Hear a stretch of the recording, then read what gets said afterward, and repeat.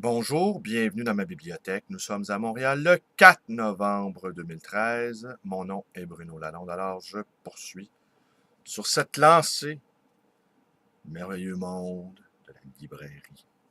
Alors, j'ai pris des notes encore. Elle va être encore décousue, celle-ci. Que voulez-vous?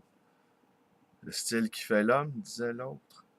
Et ayant un esprit primizotier, j'aime bien vagabonder d'un sujet à l'autre. Je ne crois pas l'esprit de système. Pour moi, c'est une faillite intellectuelle. Par ailleurs aussi, une petite parenthèse, pour moi, il n'y a pas d'humiliation intellectuelle. Ça, c'est une vue de l'esprit. Pour ma part, je ne crains qu'une seule chose dans la vie. Une seule et unique. La torture physique. Le reste, je peux m'en accommoder. Pauvreté, abandon, manque d'amour, incompréhension, misère, rejet, mais la torture physique, ça, c'est au-dessus de mes forces. Chacun a sa zone de tolérance, d'autres de ne pas être aimés va les tuer. Mais je pense que à chacun son seuil de tolérance. Mais l'humiliation intellectuelle n'est qu'un truc d'intellectuel qui n'a pas connu ce qu'est que la souffrance physique. Alors, j'en dirai pas davantage ici, mais parfois, je reconnais les blessures d'amour-propre. L'amour-propre ne le reste jamais longtemps, n'est-ce pas? Ça finit toujours par se salir, l'amour-propre. Eh bien, on n'en meurt pas. On n'en meurt pas de ne pas avoir raison, on n'en meurt pas de errer, on n'en meurt pas de se tromper, on n'en meurt pas de ne pas avoir lu tous les livres qu'il faut avoir lus. On n'en meurt pas de ne pas être ni Shakespeare, ni Dostoïevski, ni Kant, ni Bach. Mais on peut souffrir en tabarnouche d'être le marquis de Sade. Lui, il a connu ce que c'est la souffrance physique. Et pour compenser la réclusion, vous le savez, il a écrit une œuvre abondante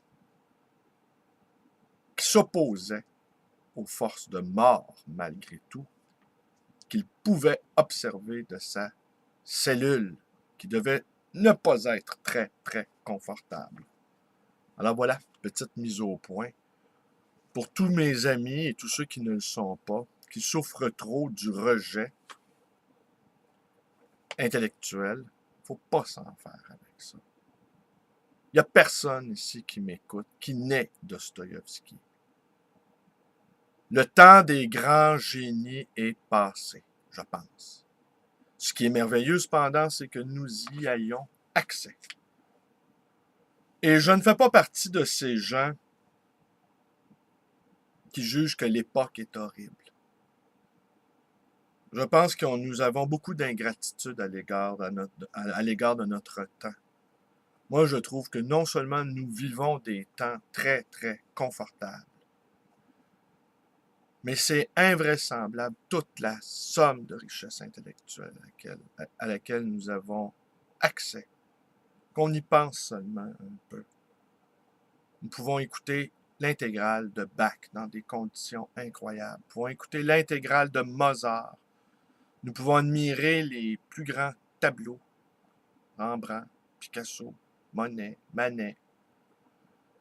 Nous avons accès à des prix ridiculement bas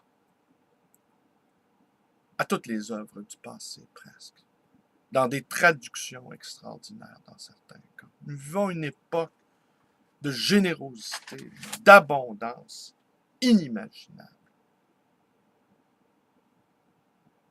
Et ce serait faire preuve d'un esprit particulièrement chagrin, tétanisé, replié sur lui-même, que de ne pas apprécier toutes les beautés culturelle qui nous entoure.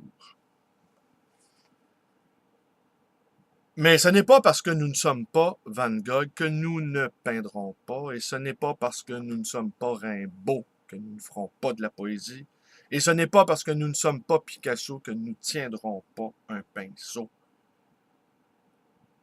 Nous avons le droit de nous exprimer si le cœur nous en dit. Nous avons tous les droits en matière d'expression artistique. Mais n'attendons de personne quelque reconnaissance que ce soit. Les gens ne sont pas obligés d'apprécier nos créations.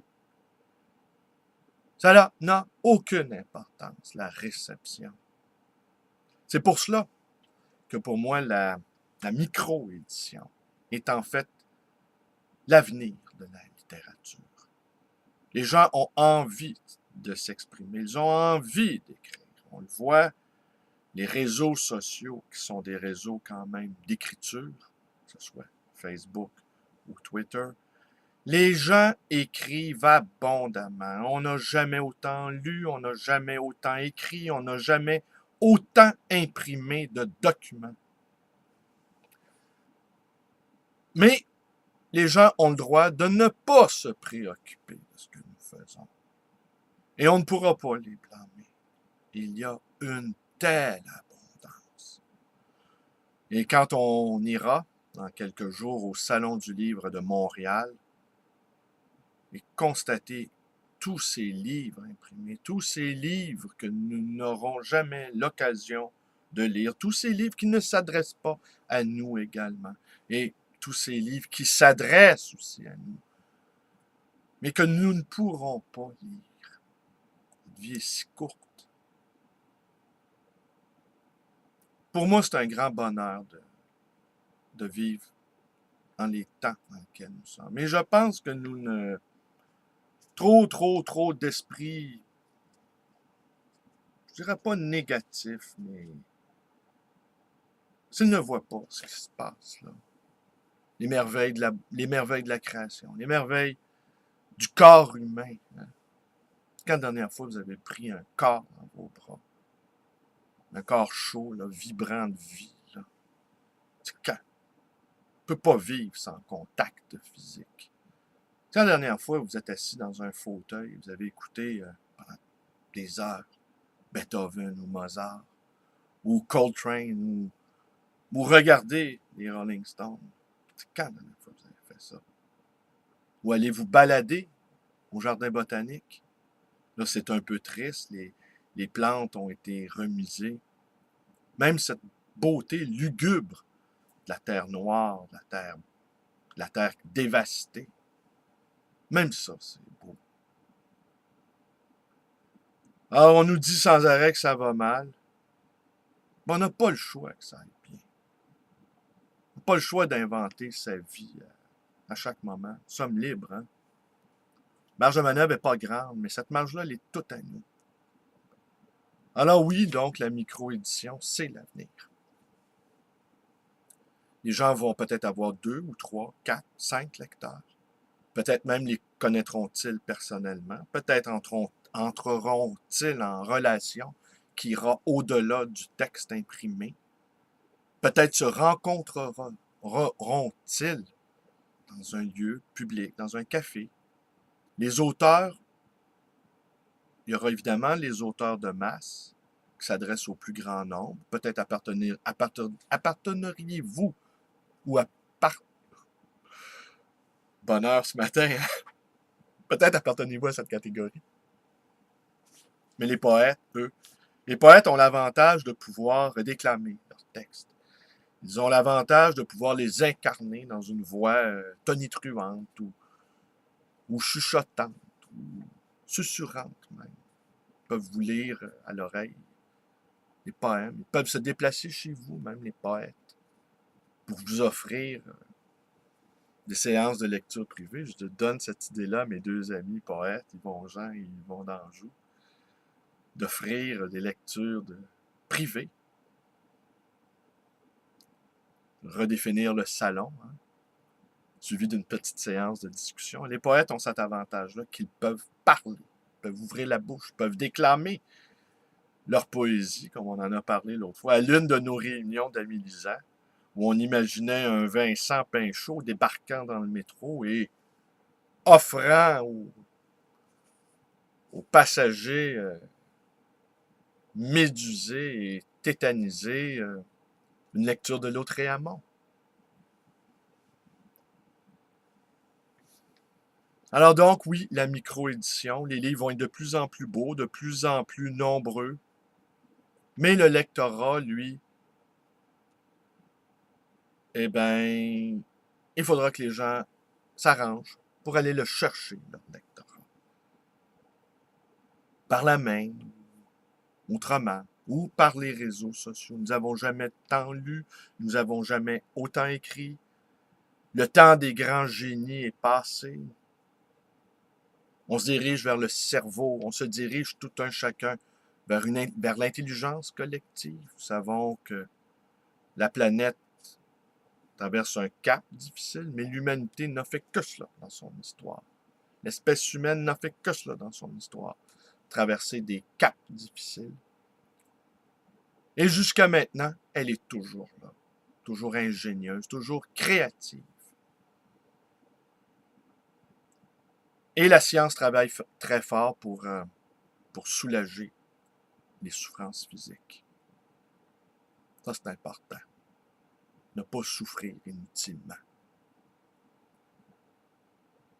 Mais il n'y a pas de souffrance intellectuelle. Il n'y a qu'une souffrance physique. Ce serait bon de le rappeler, là, pour ceux qui s'imaginent qu'ils ont plus d'importance qu'ils ont par leurs remarques ou leurs commentaires ou leurs textes. Ils ont l'importance qu'on veut bien leur donner. Finalement, écoutez, j'ai pris des notes, je ne vous ai rien parlé de ce que je voulais vous parler. Ça, c'est bien moi. Je pars sur une plure, comme dit mon ami Edmond. Je pars sur quelque chose, mais ça y est. Je me laisse emporter par ce qui sort de ma propre bouche. Je pense que je vais revenir demain sur ce que je voulais vous parler.